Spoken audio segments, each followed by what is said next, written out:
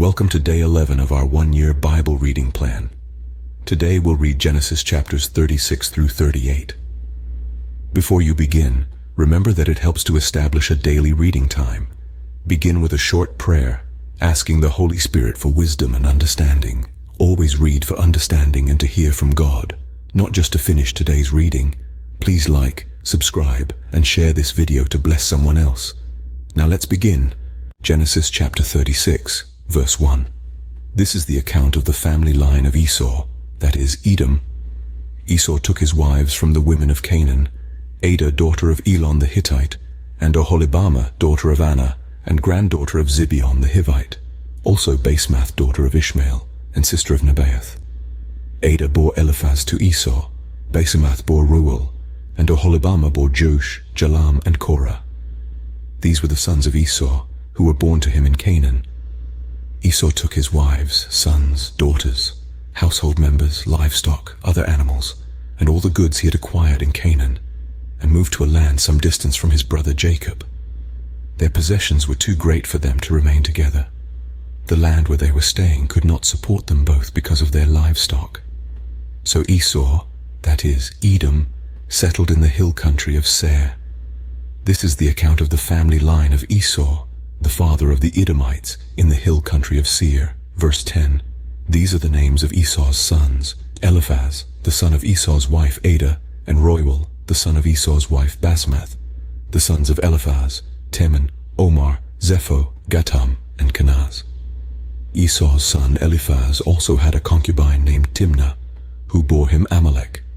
These were grandsons of Esau's wife Adah. The sons of Reuel: Nahath, Zerah, Shammah, and Mizah. These were grandsons of Esau's wife Basemath. The sons of Esau's wife Oholibamah, daughter of Anna, and granddaughter of Zibeon, whom she bore to Esau: Jeush, Jalam, and Korah. These were the chiefs among Esau's descendants. Verse 20. These were the sons of Seir the Horite, who were living in the region: Lotan, Shobal, Zibeon, Anah, Dishon, Ezer, and Dishan. These sons of Seir in Edom were Horite chiefs. The sons of Lotan were Hori and Homam. Timnah was Lotan's sister. The sons of Shobal were Alvan, Manahath, Ebal, Shepho, and Onam. The sons of Zibeon were Aiah and Anna. This is the Anna who discovered the hot springs in the desert while he was grazing the donkeys of his father Zibeon. The children of Anna were Dishon and Oholibamah, the daughter of Anna. The sons of Dishon were Hemdan, Eshban, Ithran, and Keran. The sons of Ezer were Bilhan, Zavan, and Akan. The sons of Dishan were Uz and Aran.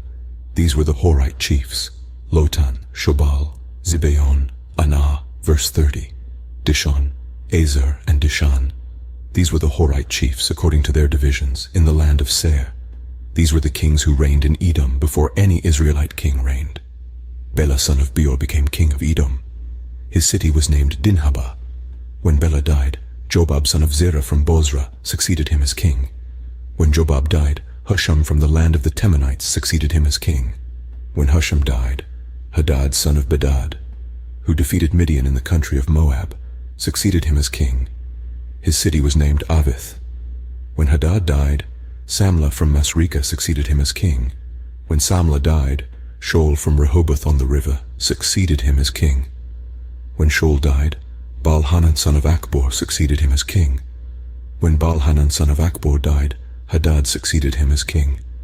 His city was named Pau, and his wife's name was Mehetabel, daughter of Matred, the daughter of Mezahab. Verse 40. These were the chiefs descended from Esau by name, according to their clans and regions: Timnah, Alva, Jetheth, Oholibamah, Elah, Pinon, Kenaz, Teman, Mibzar, Magdiel, and Iram. These were the chiefs of Edom, according to their settlements in the land they occupied. This is the family line of Esau, the father of the Edomites. Genesis chapter 37, verse 1. Jacob lived in the land where his father had stayed, the land of Canaan. This is the account of Jacob's family line. Joseph, a young man of 17, was tending the flocks with his brothers, the sons of Bilhah and the sons of Zilpah, his father's wives, and he brought their father a bad report about them. Now Israel loved Joseph more than any of his other sons, because he had been born to him in his old age, and he made an ornate robe for him. When his brothers saw that their father loved him more than any of them, they hated him and could not speak a kind word to him. Joseph had a dream, and when he told it to his brothers, they hated him all the more. He said to them, "Listen to this dream I had. We were binding sheaves of grain out in the field, when suddenly my sheaf rose and stood upright, while your sheaves gathered around mine and bowed down to it." His brothers said to him, "Do you intend to reign over us? Will you actually rule us?" And they hated him all the more because of his dream and what he had said. Then he had another dream, and he told it to his brothers. "Listen," he said, "I had another dream, and this time the sun and moon and 11 stars were bowing down to me." Verse 10. When he told his father as well as his brothers, his father rebuked him and said, "What is this dream you had? Will your mother and I and your brothers actually come and bow down to the ground before you?" His brothers were jealous of him, but his father kept the matter in mind. Now his brothers had gone to graze their father's flocks near Shechem, and Israel said to Joseph, "As you know, your brothers are grazing the flocks near Shechem. Come, I am going to send you to them." "Very well," he replied. So he said to him, "Go and see if all is well with your brothers and with the flocks, and bring word back to me." Then he sent him off from the valley of Hebron. When Joseph arrived at Shechem, a man found him wandering around in the fields and asked him, "What are you looking for?" He replied, "I'm looking for my brothers. Can you tell me where they're grazing their flocks?" "They have moved on from here," the man answered. "I heard them say, 'Let's go to Dothan.'" So Joseph went after his brothers and found them near Dothan. But they saw him in the distance, and before he reached them, they plotted to kill him. "Here comes that dreamer," they said to each other. Verse 20. "Come now, let's kill him and throw him into one of these cisterns and say that a ferocious animal devoured him. Then we'll see what comes of his dreams." When Reuben heard this, he tried to rescue him from their hands. "Let's not take his life," he said. "Don't shed any blood. Throw him into this cistern here in the wilderness, but don't lay a hand on him." Reuben said this to rescue him from them and take him back to his father. So when Joseph came to his brothers, they stripped him of his robe, the ornate robe he was wearing, and they took him and threw him into the cistern. The cistern was empty. There was no water in it. As they sat down to eat their meal, they looked up and saw a caravan of Ishmaelites coming from Gilead. Their camels were loaded with spices, balm, and myrrh, and they were on their way to take them down to Egypt. Judah said to his brothers, "What will we gain if we kill our brother and cover up his blood? Come, let's sell him to the Ishmaelites and not lay our hands on him. After all, he is our brother, our own flesh and blood." His brothers agreed. So when the Midianite merchants came by, his brothers pulled Joseph up out of the cistern and sold him for 20 shekels of silver to the Ishmaelites, who took him to Egypt. When Reuben returned to the cistern and saw that Joseph was not there, he tore his clothes. Verse 30. He went back to his brothers and said, "The boy isn't there. Where can I turn now?" Then they got Joseph's robe, slaughtered a goat, and dipped the robe in the blood. They took the ornate robe back to their father and said, "We found this. Examine it to see whether it is your son's robe."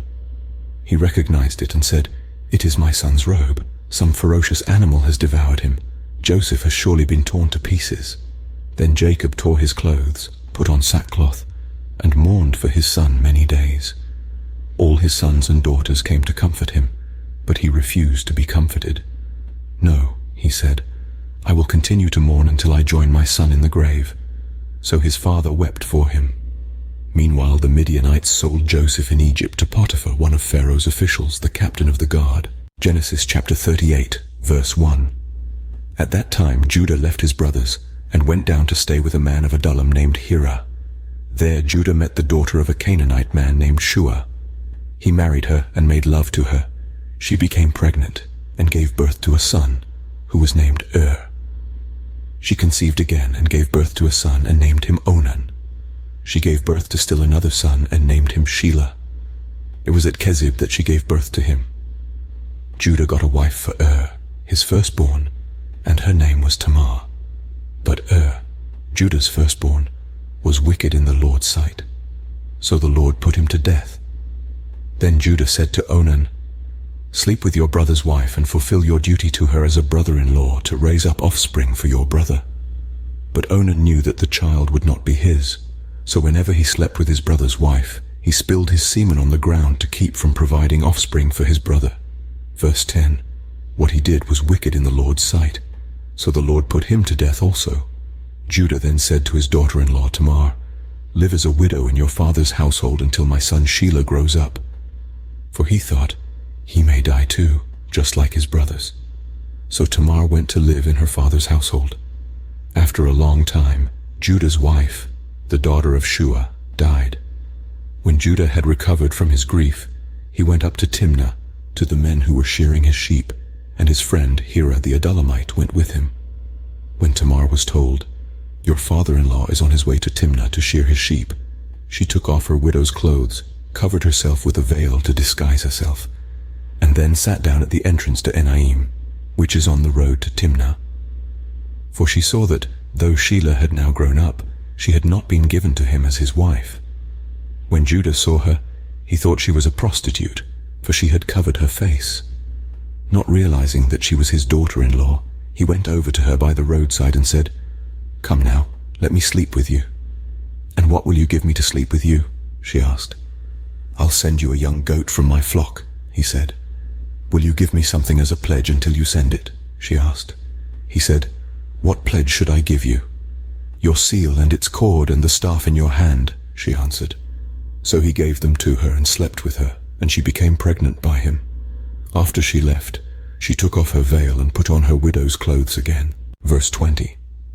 Meanwhile, Judah sent the young goat by his friend the Adullamite in order to get his pledge back from the woman, but he did not find her. He asked the men who lived there, "Where is the shrine prostitute who was beside the road at Enaim?" "There hasn't been any shrine prostitute here," they said. So he went back to Judah and said, "I didn't find her.